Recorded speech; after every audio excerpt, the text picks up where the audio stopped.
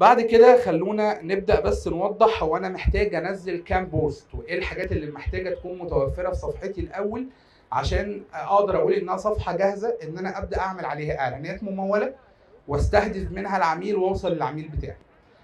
رقم واحد هي فكره تصوير المنتجات بتاعتنا. ما ينفعش اعتمد على ان المنتج متصور بطريقه مش بروفيشنال، مش متصور مع حد فوتوغرافر او فيديوغرافر، حد شاطر عارف هو ازاي هيصور المنتج وهيطلع صورته كويسه على باك جراوند حلوه، عشان خاطر الصوره هي اكتر حاجه بتجذب العميل لاول مره وهو بيتعرف عليك. زي ما احنا بنلبس لبس كويس عشان ننزل نقابل بعض، هي نفس الفكره، المنتج لازم يتصور بطريقه كويسه ويتعرض بطريقه صح، فبالتالي العميل ياخد خطوه ان هو يشتري منه.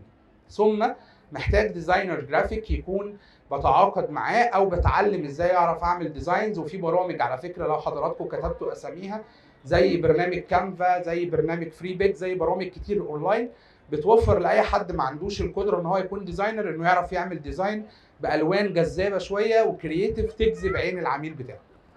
من ضمن الحاجات اللي احنا محتاجين نشتغل عليها ان انا يوميا لازم ابوست على السوشيال ميديا بالذات في الفتره الاولى.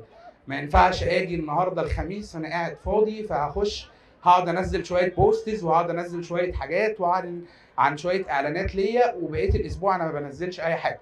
طب انا النهارده ككلاينت دخلت البيج بتاعتك يوم الثلاث لقيتك مش منزل حاجه بقالك 4-5 ايام، حسيت ان انت حد مش اكتف، لو طلبت منك اوردر مش هيوصلني بسرعه، الريتش كمان بتاعك انت كبيج هيقع، فبالتالي هتبدا بعد كده تتعب كتير عشان ترجع تاني تشتغل وتكون الصفحه بتاعتك اكتف عموما.